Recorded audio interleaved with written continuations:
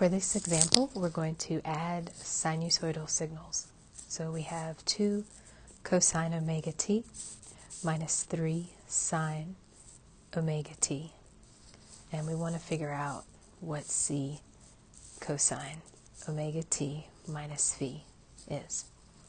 All right, so we're going to start with the amplitudes.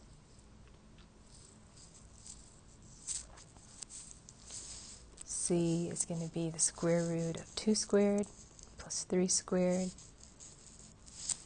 which is 4 plus 9, which is the square root of 13. And phi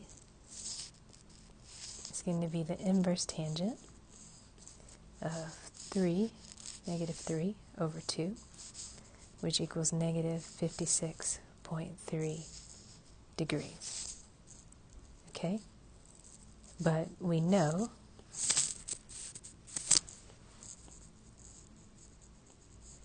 that adding a cosine and a sine,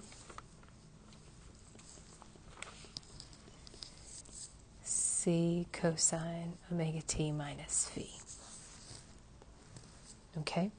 And so our answer for this one is just 3.6 times cosine omega t plus 56.3 degrees. Okay, next we're going to add phasors. So V1 is going to be 50 angle of 60 degrees, and V2 is going to be 30 with an angle of negative 50 degrees. So we want to know what is V1 plus V2. Now we know that we can turn this into 50 times cosine 60 degrees plus j sine of 60 degrees plus 30 cosine of negative 50 degrees plus j sine of negative 50 degrees.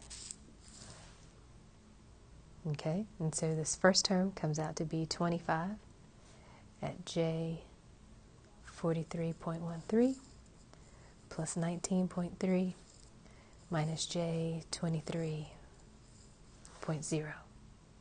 So now I want to add my real and my imaginary parts together. So my real part ends up being 44.3 and my imaginary part ends up being j 20.3.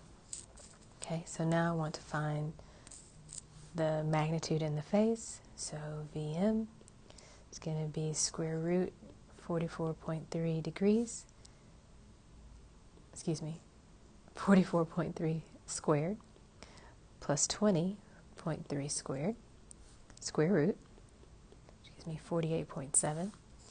And my angle phi is going to be the inverse tangent of 20.3, which is my imaginary part, over my real part.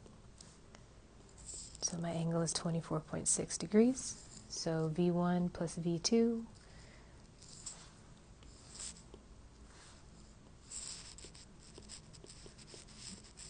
is just going to equal 48.7 at an angle of 24.6 degrees. And that's your answer. This is another example of adding phasors. This one has a V1 is 3 at negative 110 degrees, and V2 is 4, negative 120 degrees. Okay, my V1 is going to be 3 times cosine negative 110 degrees plus j sine negative 110 degrees. Okay, so negative 1.026 plus j negative 2.819, and my V2, same thing. I'm going to say 4 times cosine negative 120 degrees plus j sine negative 120 degrees. Negative 2 minus j 3.464.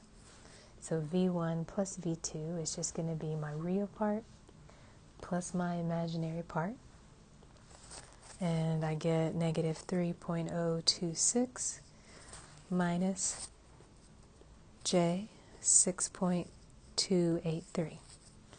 Now my magnitude is going to be 3.029 squared plus 6.283 squared square root, which is 6.974. My phase phi is the inverse tangent of my imaginary part, negative 6.283, over my real part, which is negative 3.029, which equals 64.3 degrees. Okay?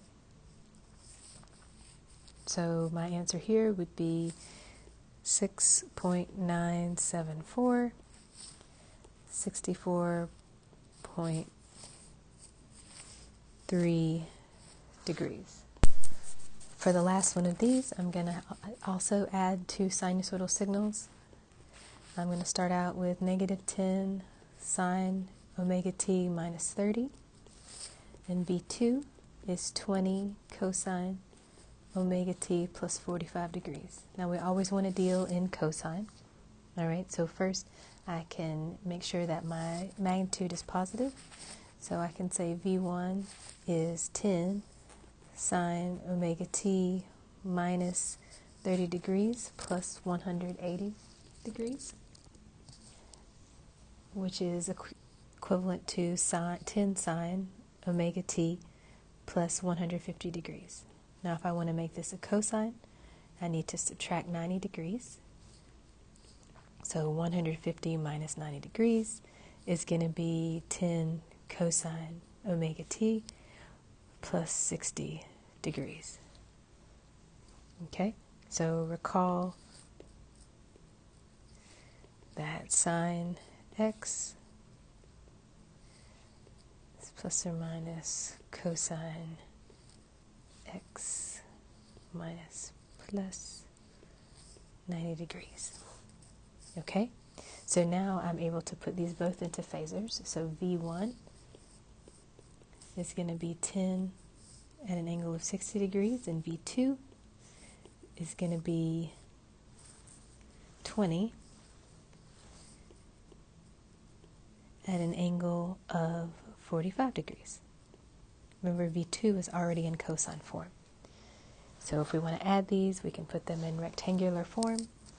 So V1 is just going to be 10 cosine 60 degrees plus J sine 60 degrees, which is 5 plus J 8.66.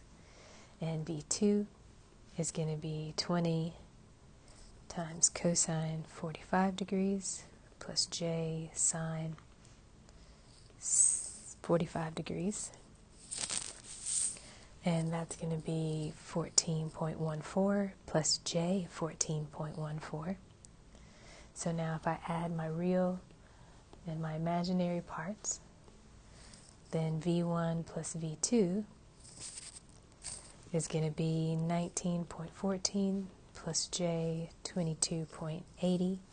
Again, if I find my magnitude and my phase, VM is just going to be 19.14 squared plus 22.8 squared, square root, which is 29.8.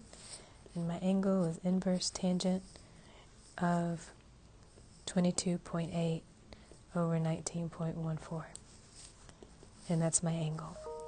So phi is just going to be 49.99 or 50 degrees. And so V1 plus V2 is going to be 29.8 cosine omega t plus 50 degrees. Okay?